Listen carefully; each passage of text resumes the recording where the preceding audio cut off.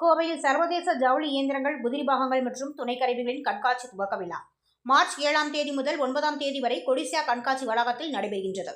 கோவை கொடிசியா தொழில் கண்காட்சி வளாகத்தில் தென்னிந்திய மில்கள் சங்கமான சைமா சார்பில் சர்வதேச ஜவுளி இயந்திரங்கள், உதிரி பாகங்கள் கண்காட்சி டெக்ஸ்பேர் 2026 துவங்கியது. 4 நாட்கள் நடைபெறும் இந்த கண்காட்சியானது மார்ச் 6ஆம் தேதி முதல் மார்ச் 9ஆம் தேதி வரை காலை 10 மணி முதல் மாலை 6 மணி வரை நடைபெறுகிறது. கண்காட்சியை ராம்கோ குழுமத்தின் தலைவர் PR வெங்கட்ராம ராஜா குத்துவிளக்கு ஏற்றி துவக்கி வைத்தார். இந்திய ஜவுளி தொழில் கூட்டமைப்பின் தலைவர் அஸ்வின் சந்திரன் தொடக்க விழாவிற்கு தலைமை தாங்கினார்.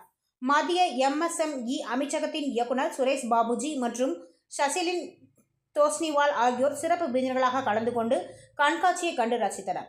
தொடர்ந்து சைமா துணைத் தலைவர் கிருஷ்ணகுமார் இக்கண்காட்சி குறித்து கூறுகையில், டெக்ஸ்போ 2026 கண்காட்சியில் 240 நிறுவனங்கள் பங்கேற்றுள்ளன.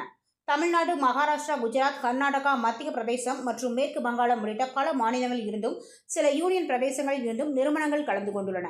மேலும் சுவிட்சர்லாந்து, பெல்ஜியம், இத்தாலி, ஜப்பான் மற்றும் சீனா உள்ளிட்ட நாடுகளில் இருந்தும் நிறுவனங்கள் பங்கேற்றுள்ளன. மொத்தம் 258 அரங்குகள் அமைக்கப்பட்டுள்ளன. 4 நாட்கள் நடைபெறும் இந்த கண்காட்சியை சுமார் 1 லட்சம் பேர் பார்வையிடுவார்கள் என எதிர்பார்க்கப்படுகிறது என தெரிவித்தார். இந்த கண்காட்சியில் சைமா தலைவர் துரை பழனிசாமி, சைமா துணைத் தலைவர் கிருஷ்ணகுமார், இந்திய டெக்ஸ்டைல்ஸ் இயந்திர உதிரி பாகங்கள் தயாரிப்பாளர் சங்கத்தின் தலைவர் கனகராஜ், சைமா இணைத் தலைவர் சிவராஜ் உள்ளிட்ட பலர் கலந்து கொண்டனர்.